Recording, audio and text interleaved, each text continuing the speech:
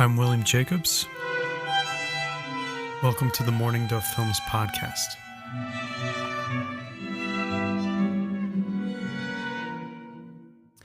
In this second episode, I'd like to share an essay that I wrote in 2021 entitled Enough of Hollywood.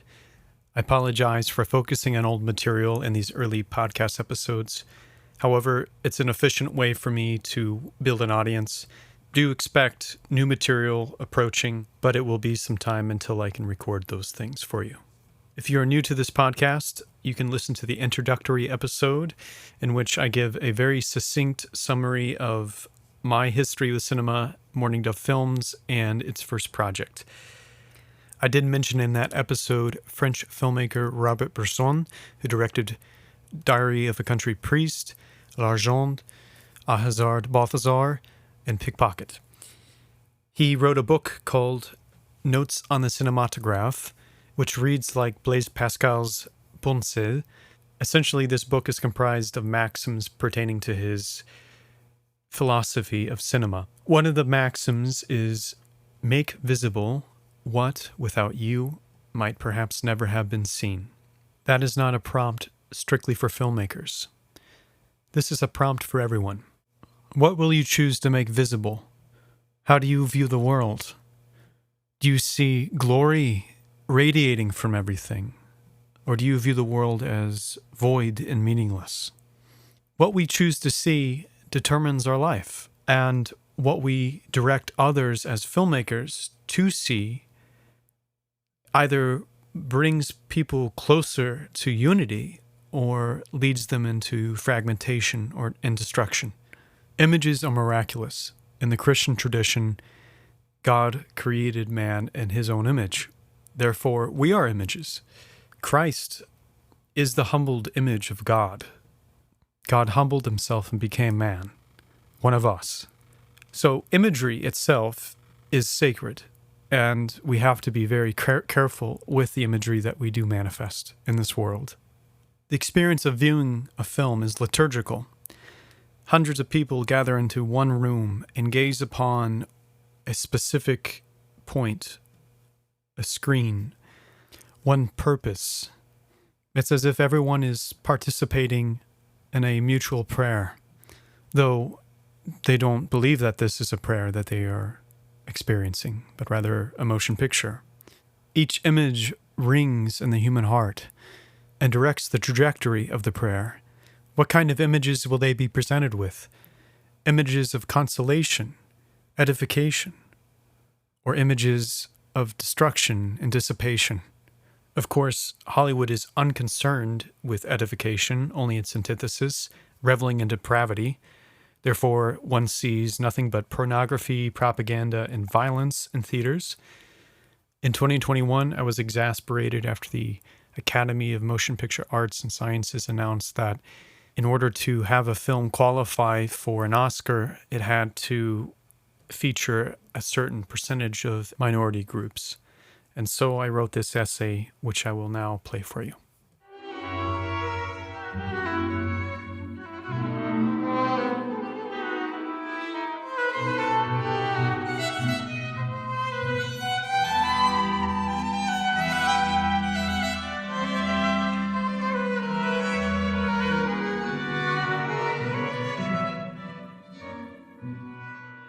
When I observe the present condition of Hollywood and the mainstream film industry, I recall the plight which afflicted the Russian cinema poet Andrei Tarkovsky.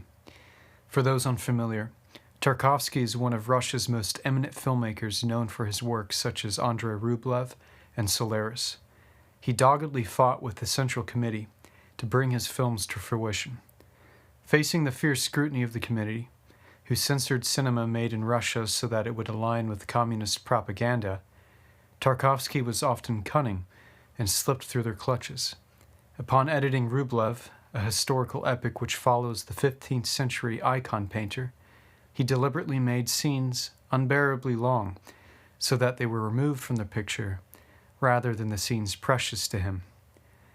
His religiosity was repeatedly assailed by the state authorities. While making his first science fiction feature, Solaris, Tarkovsky was demanded by the committee to remove the concept of God and cut out anything remotely Christian. Throughout his diary, Tarkovsky expresses his exasperation with how few films he was able to create as a result of the Soviet Union's totalitarian mandates. Within his short lifetime, he was only able to give us 7 films. I am baffled by how many people in the United States continue to settle on seeing another Hollywood blockbuster filled with pretty faces and everything that denounces the values and principles they hold dear. I'm even more staggered by how many aspiring filmmakers silence their true beliefs and convictions to satiate the depraved ideologies driving the industry today, hoping it aids their career. When in actuality, this repression means death to their art, and instead of becoming artists, they become political automatons. If this insincerity and toleration is left unchallenged and unaddressed, then cinema will surely die in our country. Hollywood movies used to be the epitome of our culture here in the United States, brimming with the principles and ideals that established our remarkable nation, emphasizing what is true, good, and beautiful. There were spirited filmmakers such as Frank Capra and William Wyler, and ardent performers like James Stewart or Charlton Heston.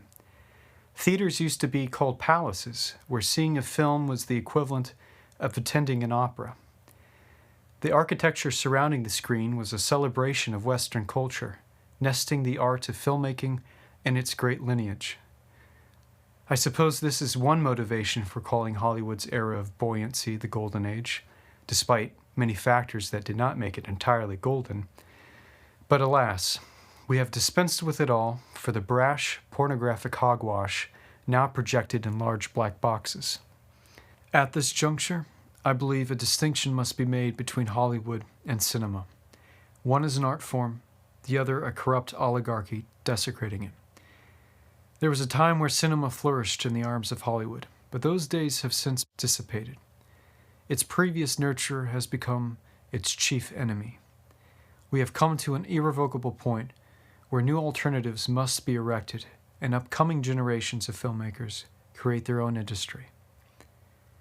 Our civilization finds itself in a state of intense skepticism, asking questions such as what is just, what is good, what is true, what is beautiful once again. If our art continues to revel in obscurity and meet us with depravity and ugliness, then how are we as Americans to overcome the unprecedented division and disharmony we suffer at this moment?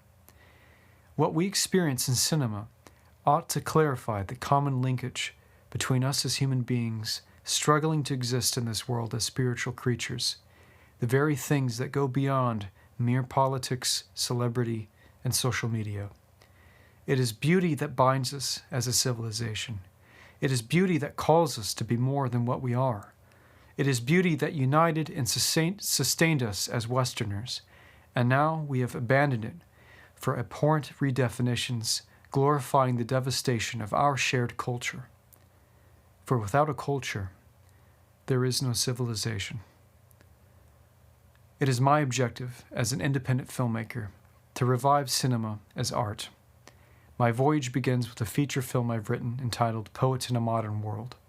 It is a look into a college instructor's yearning for the past and his pupil's disquietude for the future in the midst of modernity's maelstrom. Both live in the realm of poetry and grapple with their relationship to reality.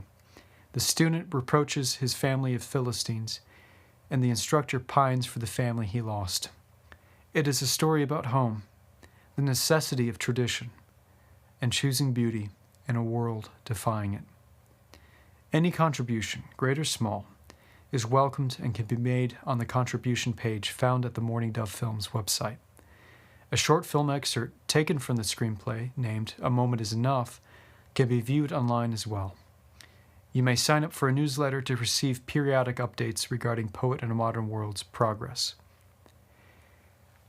I invite those onto this great voyage who desire to combat the uglification of our age, those who seek higher things, those who wish to see a more beautiful world, not a perfect world, but one that we can harmoniously belong to, and not just for the brevity of one's lifetime, but for all posterity.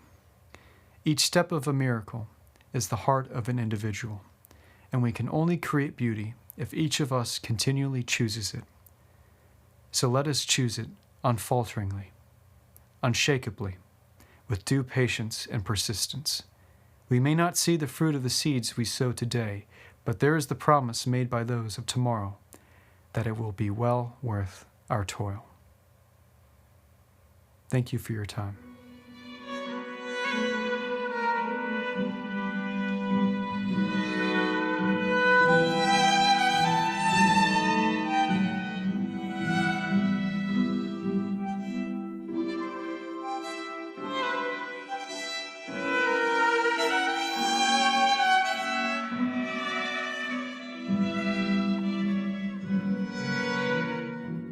I'm sure at this point you've heard enough of my pontificating. There's a reason why it had taken so long to create a podcast, and that's because I was afraid of this very thing, blathering on for hours on end, talking about cinema.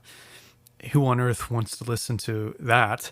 But I thought I'd give it a chance and share my heart with the world and my perspective on the art. These upcoming episodes will feature some interviews. I'd like to talk with some of the cast and crew of Poet to the Modern World, and they can share their experiences.